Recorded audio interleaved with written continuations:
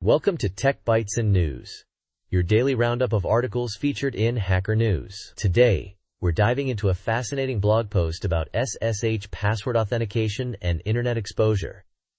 It's a surprisingly nuanced topic, a real head-scratcher. Oh yeah, I'm all ears. So the gist is about whether to allow password logins for SSH over the internet, right? Seems like a no-brainer, but I'm guessing there's more to it. Exactly.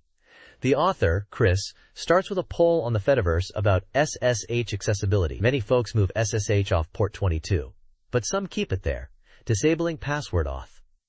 That's where the fun begins. Intriguing. So, what's the big deal about password authentication over the internet? Isn't it just a massive security risk? Well, it's not quite that simple. While password guessing is a constant threat, the author argues that with strong passwords, the odds of a successful brute force attack are incredibly low. SSH daemons limit the guess rate, making it a slow process. So, disabling passwords might only offer a tiny security boost. I see. So it's not a complete waste of time, but the gains are minimal? Precisely. But there are other, more compelling reasons to disable password authentication. Think about this. What if your SSH server has a vulnerability? Disabling password auth protects you from exploits that might leverage weaknesses in the authentication process itself, not just password guessing. It's like adding an extra layer of defense. Right. That makes sense. And there's a third reason mentioned, something about generic accounts? Yeah, the subtle one. Attackers often try default usernames like Ubuntu or admin with common passwords. Disabling password auth blocks access to these accounts, even if some poorly configured software created them with predictable credentials. A sneaky but effective tactic. Clever.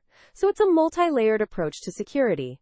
But there must be a downside, right? Something that makes it less appealing? Yeah.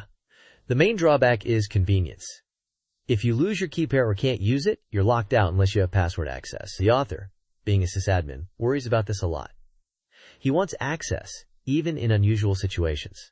Makes sense. He needs that flexibility. But the article also mentions completely disabling password auth, even locally. Why would anyone do that? That's an even more extreme measure.